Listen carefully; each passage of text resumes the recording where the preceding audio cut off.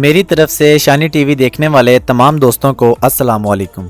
دوستو، آج کی اس ویڈیو میں ہم آپ کو سیر کروائیں گے پاکستان کے شمال میں واقع میٹھے پانی کی سریلی آبشاروں اور خوبصورت وادیوں میں گھرے ہوئے علاقے گلگت بلتستان کی۔ گلگت بلتستان کے مقامات کی سیر کے ساتھ ساتھ بہت حیران کن معلومات بھی فراہم کرنے والے ہیں۔ گلگت بلتستان کے بارے میں اردو میں ڈاکومنٹری آج سے پہلے آپ کو یوٹیوب پر ہرگز نہ ملی ہوگی۔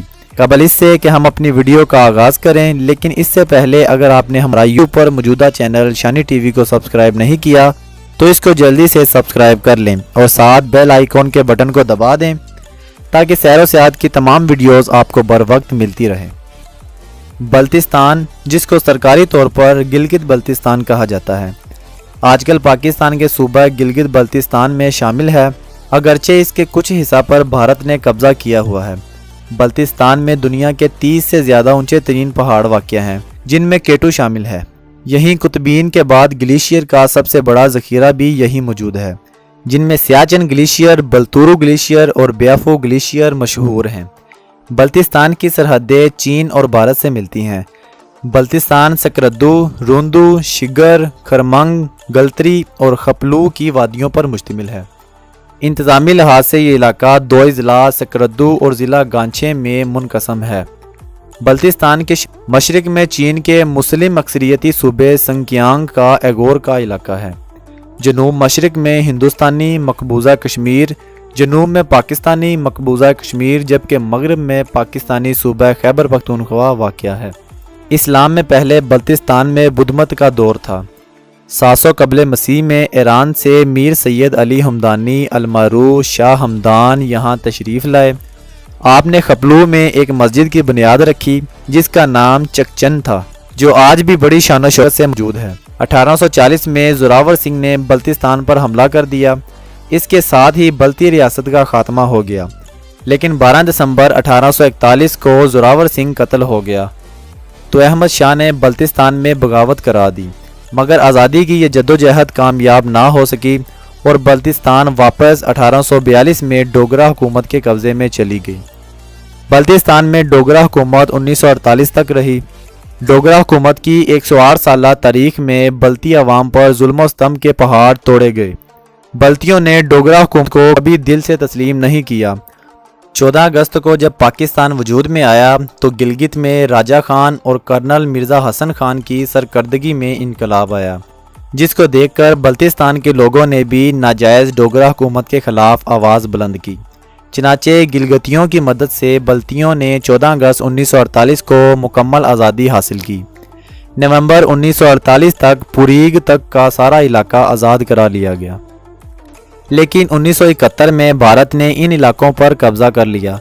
بلتستان کی آزادی کے فوراً بعد بلتیوں نے پاکستان کے ساتھ اپنا الحاق کر لیا۔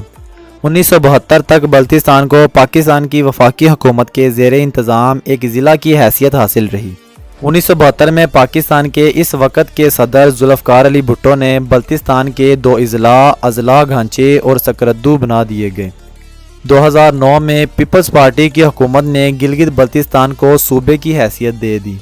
بلتستان کا خطہ اپنے خوبصورت نظاروں، دلکش وادیوں، بلند و بالا برفیلے پہاڑوں، روح فنا کر دینے والی گہری گھاٹیوں، ہزاروں سال قدیم انداز میں مقامی باشندوں کی بود و باش کی بدولت ملکی اور غیر ملکی سیاحوں میں خاصا مقبول ہے۔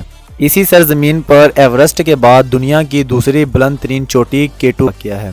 یہی نانگا پربت کھڑا ہوا ہے، جسے قاتل پہاڑ بھی کہا جاتا ہے۔ انہی علاقوں میں قطبین کے بعد دنیا کے طویل ترین اور بڑے گلیشیئر پائے جاتے ہیں، جن میں پاکستان اور بھارت کے مابین متنازع سیاچن گلیشیئر کے علاوہ ہسپر، بتورا اور بلتورو قابل ذکر ہیں۔ یہیں دنیا کی 8 بلند ترین چوٹیاں واقع ہیں، جن میں کیٹو 8615 میٹر، نانگا پربت اور ارپوشی کے علاوہ رگشا بروم 8355 میٹر، براڈ پیک 8047 میٹر اور پشاب روم 7320 میٹر چوٹیاں بھی شامل ہیں، جن کی بلندی 2000 سے 8000 میٹر کے درمیان ہے، جنہیں سر کرنے کے لیے ہر سال ہزاروں غیر ملکی کوا پیما اور سیاح یہاں کا رخ کرتے ہیں۔ نیز کچورا جھیل، سدپارا جھیل، دیوسائی نیشنل پارک، قلعہ کھرپوچو، قلعہ راجہ خپلو مشہور ہیں۔ بلتستان کا کل رقبہ 72,971 مربع کلومیٹر ہے۔ صوبوں کے لحاظ سے یہ پاکستان میں چھٹے نمبر پر آتا ہے۔ گلگتستان کی کل آبادی تقریباً 20 لاکھ افراد ہے۔ یہاں کے لوگ سادہ، محنتی اور خوش اخلاق ہیں۔ گلگت بلتستان کی آبادی مکمل طور پر مسلم ہے۔ گلگت بلتستان کی آبادی بہت سے متنوع لسانی، نسلی اور مذہبی فرقوں پر مشتمل ہے، جس کے نتیجے میں دنیا کے سب سے اونچے پہاڑوں کی طرف سے علیحدگی کی بہت سے الگ الگ جھاڑیوں تک نسلی گروپوں میں شمولیت، جیسے کشمیر کا شگرس، پامیر، پٹھان اور کوہستانی شامل ہیں۔ گلگت بلتستان سے تعلق رکھنے والوں کی ایک بڑی تعداد پاکستان کے دیگر حصوں میں واقع ہے۔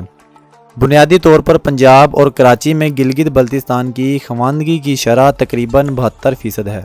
1978 سے پہلے سخت خطے اور قابل رسائی سڑکوں کی کمی کی وجہ سے گلگت بلتستان پاکستان سے کاٹ دیا گیا تھا۔ جنوب کی تمام سڑکیں پاکستان کے زیر انتظام ریاست آزاد کشمیر اور موجودہ ہندوستانی جمہوریہ جموں کشمیر کی طرف سے جنوب مشرق میں کھلی ہوئی ہیں، لیکن ہوائی سفر صرف چند امیر مقامی لوگوں اور پاکستان کے فوجی اور شہری اہلکاروں کو قابل رسائی تھا۔ پھر چینی حکومت کی مدد سے پاکستان نے کرکورم ہائی وے کی تعمیر شروع کی، جس میں 1978 میں مکمل ہوا۔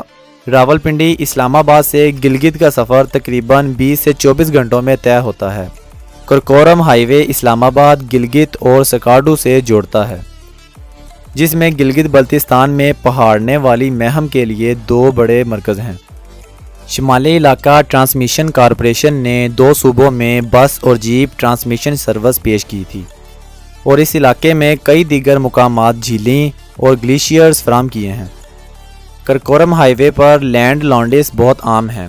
خنجیر بائی پاس 4693 میٹر 15397 فٹ میں دنیا بھر میں سب سے بلند پائیدار بین الاقوامی سرحد پار کر رہا ہے۔